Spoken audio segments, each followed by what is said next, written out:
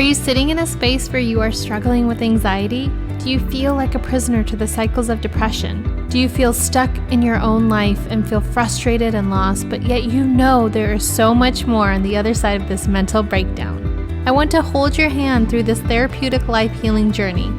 I will help you navigate emotional healing, spiritual growth, and taking massive action so you can align your mind, body, and spirit to completely transforming your life. You are worthy of the life of your dreams, of stepping into your power and experiencing your breakdown as your breakthrough. Hey, I'm Aditi. I'm your therapist, your coach, your mentor. Join me as we heal your life together.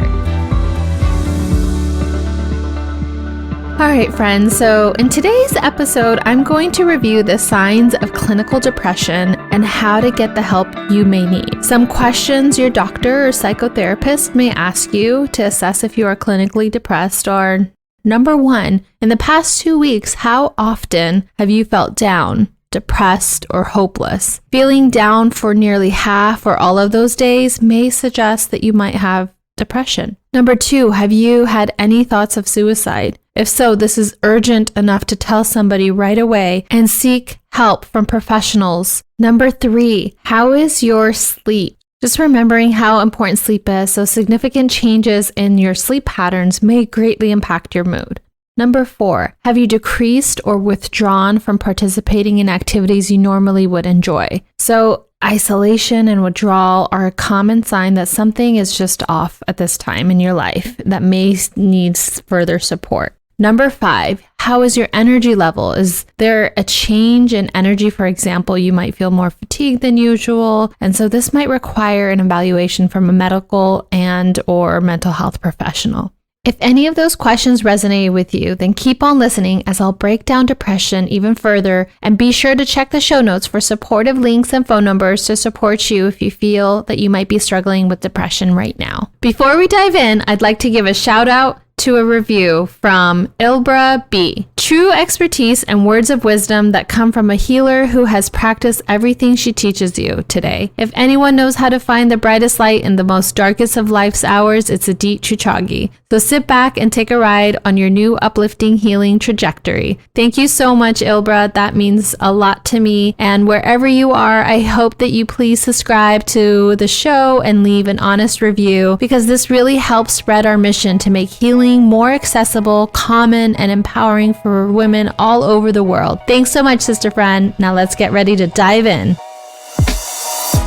So some of you might be asking, what is clinical depression? Well, depression is a common but serious mood disorder. It is often referred to as a major depressive disorder or clinical depression. This is different than the usual sad or low energy that we all typically as humans experience from time to time. Clinical depression causes severe symptoms that affect how you feel, think, and handle daily activities such as sleeping, eating, or working. To be diagnosed with depression, the symptoms must be present for at least 2 weeks. So there are various forms of depression that are slightly different from one another, and they may develop as a result of a unique life circumstance, such as postpartum depression, which is typically when after a woman gives birth. It's much more serious than kind of the baby blues or relatively mild depressive or anxiety symptoms that typically clear within 2 weeks after delivery. Postpartum depression, many women experience this after giving birth. And when women experience that, it's more of a full-blown major depressive experience during the pregnancy or after delivery. The feelings of extreme sadness, anxiety, and exhaustion that accompany postpartum depression may make it difficult for these new mothers to complete daily care activities for themselves and/or for their babies. Another type of depression is seasonal affective disorder, which is characterized by the onset of depression during the winter months. So you're not getting as much sunlight, the sun sets earlier in the day. So when there is less natural sunlight, this depression generally kind of exists for a while and then lifts during the spring and summertime. So winter depression typically accompanied by social withdrawal, increased sleep, and weight gain, and predictably returns every year around that time or season. Another kind of depression is persistent depressive disorder, also known as dysthymia, if you've heard that before. It's again another form of a depressed mood, and this is more of a lasting depression. So you've experienced it for typically at least 2 years. A person who's diagnosed with persistent depressive disorder may have episodes or cycles of depression for periods that last longer than the average sort of like the circumstantial depression. These are just a few. There are other forms of depression, which is why it is important to seek professional help when you feel like your daily life and energy level is impacted more than usual. Remember, you are the expert in your life, and you know when something is not feeling right inside of you. So get that help, get that support so you can get back to your life and living it in an optimal way. According to the World Health Organization, depression is a common mental health disorder affecting more than 264 million people worldwide. It is characterized by persistent sadness and a lack of interest or pleasure in previously enjoyable activities. So what causes depression, you might be asking? The causes of depression vary from person to person, but some common reasons are life events that occur, such as childhood adversity, trauma, death or loss of someone or even a pet, a big life transition or change, something like a divorce or a break in relationship, even moving geographically, like to another state, to another town, to another country, any changes in role. So typically some people even experience depression after getting married because your roles have changed, or after becoming a parent, again, role change. Sometimes even having depression, having or not having kids. Unemployment contributes to depression, and all of these may exacerbate the development of depression. For me, I'm really passionate about making sure that people have access to mental health services and that the stigma behind mental health is broken down, because we really need to make it much more common and accessible and part of life, because so many people struggle in silence. And part of me speaking out, and even part of starting this podcast, is to break down the stigma that mental health doesn't exist for a majority of people around the world, because that has not been my experience. And I've been in the field for 14 years, and I've seen people from all walks of life struggle with mental health, including myself, including family members, very close to me, friends, and it really impacts your quality of life. So for me, I experienced clinical depression shortly after my sister Odette passed away, and I realized that I was clinically depressed, that I met a lot of the criteria, and I sought out a therapist, and that was really the start of how I began to create a roadmap for my healing and my grief, and to really come back to life and connect in a much more present way. And I can really now look back and see how that benefited me, and being able to do things differently today when I notice the same signs come up. Because for grief, it never goes away. This is something forever for me and for many people who I've talked to that have experienced significant loss in their life. It's a lifelong struggle and battle, and there's ways that you just learn how to live with it. And so my depression will cycle, and now I'm able to catch the pattern before it goes too deep or too far and debilitates my quality of life. So I'm able to let myself be sad, and then I'm able to create from what I learned in therapy and really apply those things now. That really helps move the grief along, or it doesn't allow it to become clinical depression. I don't meet all those signs and symptoms like I used to. I'll still get sad, and I let myself really kind of feel what I'm feeling. But having now a toolbox that I can access to really work through when I notice the signs and symptoms and what they look like for me has made all the difference. And that's what therapy can do for you too.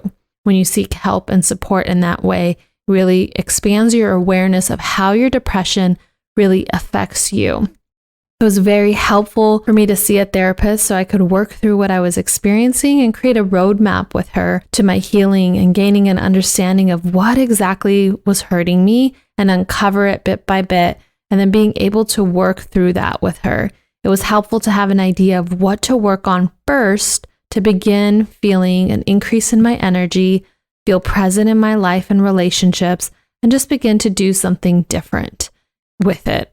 And that's when the cycle broke for me. And I hope that that can be the same for you. I share that because it's important, especially in communities where mental health is stigmatized and where it's ignored or brushed and swept under the rug or kept within families and not exposed. So I don't mind sharing that so that someone else in a community that can relate to mine and say, if she did it, then I can do it too. Because I see too many people suffer in silence, especially in the communities that I come from and that I work with. Some signs and symptoms that you want to look for and pay attention to, and this is according to the National Institute of Mental Health, are number 1, persistent sadness, feelings of anxiety or an empty mood. Number 2, feelings of hopelessness or pessimism. Number 3, irritability. Number 4, feelings of guilt, worthlessness, or hopelessness. Number 5, loss of interest or pleasure in hobbies and activities that you once enjoyed. Number 6, a decrease in energy and an increase in fatigue. Number 7, moving or talking more slowly. Number 8, feeling restless or having trouble sitting still. Number 9, difficulty concentrating, remembering, or making decisions. Number 10, difficulty sleeping, so like an early morning awakening or oversleeping. Number 11, appetite or weight changes. Number 12, thoughts of death or suicide, or even suicide attempts. And lastly, aches or pains, headaches, cramps, or digestive problems without a clear physical cause, or that does not ease with treatment. So any of those signs would definitely be a cause and a reason for you to contact your doctor and just get a screening and just talk to them about your symptoms and what you're having, if any of those resonated with you, and just being kind of clear with making sure there isn't anything medically going on that's causing that, and work with your doctor from that point to seek a mental health professional, so like a psychotherapist or a therapist or a psychiatrist. A psychiatrist is someone who will be able to prescribe you medication. A therapist is more like talk therapy, which is what I do. And so just pay attention. Again, you are the expert in your life. Pay attention to yourself and your body. You know when something is off. You know when something has been kind of lingering. And again, depression, even just those 2 weeks, if you've been feeling that persistently, more days than not, more consistently, then that's definitely a time to pause and go get help. And some ways, some solutions to how depression is treated. Like I mentioned before, there's medication or therapy. Those can also be in combination, so they might go hand in hand, and really just doing what works for you. Medication might not be for everybody, but it is for some people. And again, I want to break down the stigma that if it works for you, you do it. If it doesn't work for you, don't do it. It's really no two people are affected the same way by depression, and there's no one size fits all kind of treatment. So it makes sense that there's going to be some trial and error to finding the treatment that works best for you. The key point that I want you to take away from this podcast episode is that if you feel any of this information resonated with you, seek support. Tell somebody, talk to somebody, seek a doctor out, seek a spiritual leader out, seek a friend out or family member, and really get the help that you need and get to the next step to your healing, because it is possible to be free from the imprisonment that depression can have on you, this hold, and so you can be back in the driver's seat of your life and feel in control of your mood. Now, some of you might be wondering, well, what else can I do in the meantime? What are some steps that I can take? Here's some things that you can try. Number 1, just try to be active and exercise. Number 2, again, seek support, seek help, professional help, especially if you're having thoughts of suicide immediately, like today.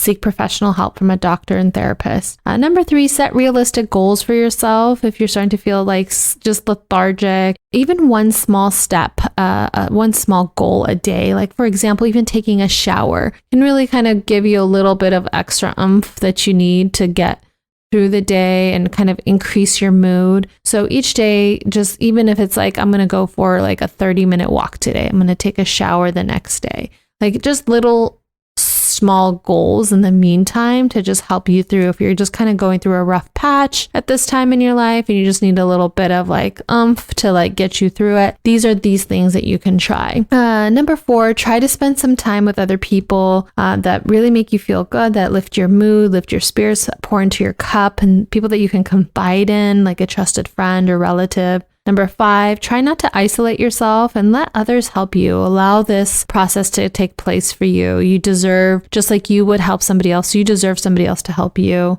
Number 6, expect your mood to improve gradually, not immediately. Take that pressure off yourself that you should be fine tonight or tomorrow morning.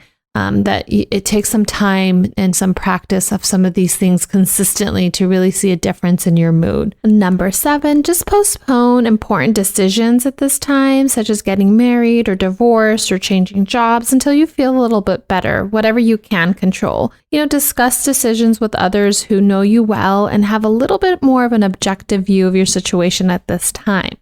Number 8, continue to educate yourself about depression, signs, the symptoms, the resources, the treatment. And fortunately, the internet is accessible to many people around the world. It is a double-edged sword. So I do caution you not to go down the rabbit hole. And at that point, it becomes more of a problem for you than a help for you. So just be mindful that when you are researching online that they're credible sources, but there is tons of resources online that are free and accessible. I have listed some of those helpful websites in the show notes below. So take a look if you want to start there. That's a great start. Even just following accounts now on Instagram and following therapists on Instagram, that might give you information. It doesn't replace therapy, doesn't replace the personalized support that you deserve and you can receive and benefit from.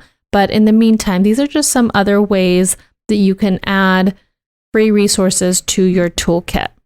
So in summary, depression exists in every community and it is highly, highly stigmatized. I can't express that enough. It's really hard to navigate. Even me being part of the mental health system, I even struggle finding support for people in my life at times and navigating the system for them. So it is really difficult sometimes to access mental health support, and it's such a stigmatized subject as well. So, and I understand that the struggle can be so real for so many people in all parts of the world. In my practice, I've seen people from all walks of life, shades of skin color, religions, gender, sexual orientation. So I know firsthand that depression does not discriminate. Depression really impacts many, many people. And likely, if it's not you that's experiencing depression, it's very highly likely that you know someone in your life who is struggling with depression right now today. So I encourage you to share this episode with them, even as a first step to help support them and let them know that they are not alone in their pain. They're not alone in their fight or battle with depression, and that they can really see the hope and overcome and work through the struggles that might feel right now permanent, but they're not. And so really helping somebody see the light in this way, sharing this episode, encouraging them. And oftentimes we try to be the strong one and we are told to get over it or hide it.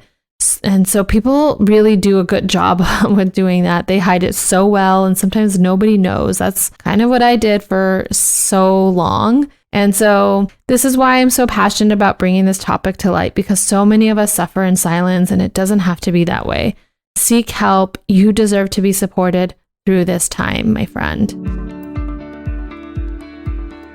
All right, friends. So I really want to encourage you to apply to San Sebastian, Spain, to come on the Soulful Retreat October 13th through 18th in 2020 with me and other women from around the world, where we can become really united in this community of women to heal and transform your life together.